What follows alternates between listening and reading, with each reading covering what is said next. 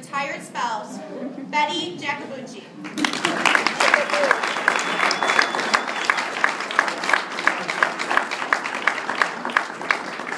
Fellow Toastmasters and most dignitaries, and especially our whole audience that are here because they want to be here. And my speech is about a retirement, a retiree. And that name itself kind of conjures up a picture in your head. Relaxing, going where you want to go, nobody to tell you when to go and when to stay. That was my husband.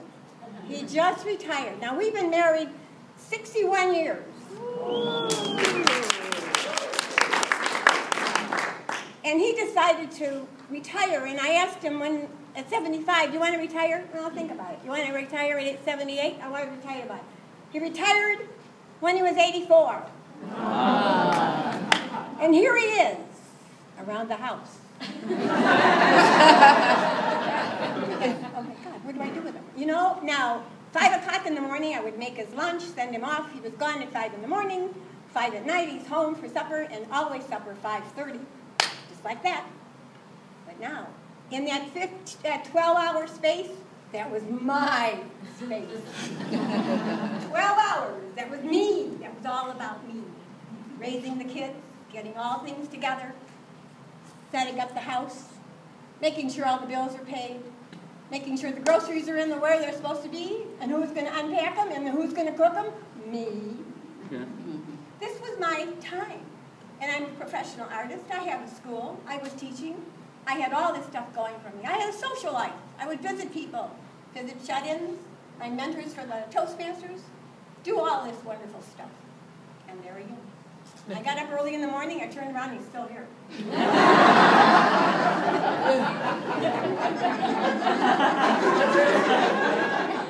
got out of bed and I went downstairs. I did what I had to do.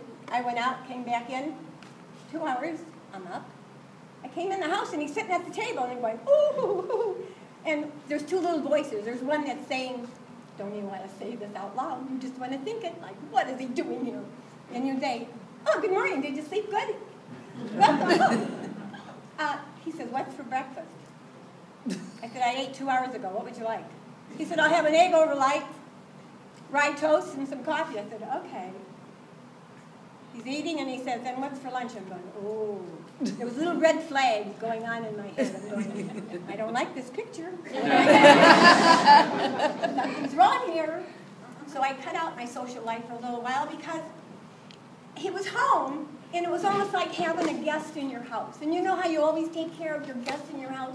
You want to make sure they're seeing the city, or they're doing something they want to do, or what would you like for dinner? I'm doing that. Am I nuts? I didn't say that. I only thought it. Because I said, oh, what are we doing today? He said, well, I think I'll clean the filters on the furnace. I'm going to do something. This guy came from a responsible job. He had the time slot.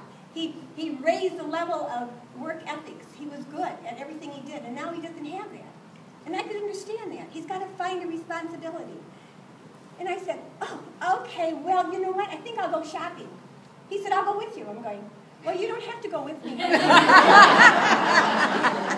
Actually, I'm going to Kohl's, and I'm going to look for some underwear. And go, that's okay. I said, well, I'll find you in flannel shirts, okay? I'm looking through, I'm going, oh my gosh, where is he? I wonder where he is. There he was, sitting next to a mannequin with hardly anything on. And I think, no, he's not supposed to be in lingerie. I went over to her, I said, okay, honey, did you find the nightgown you wanted? And I'm going, no, you know what, they didn't have it. I think I'll be back in 2 weeks. We had to get out of there. I said, no, I can't do this. I was treating him like company, and he wasn't going home. What do I do? What do I do? And then I said to him, you know what, hon? The company took your car, so we only have 1 car now. He says, I know. He said, I'm going to get you a bus schedule. Are you nuts? He's going to get me a bus schedule. You're crazy. No, I didn't say that.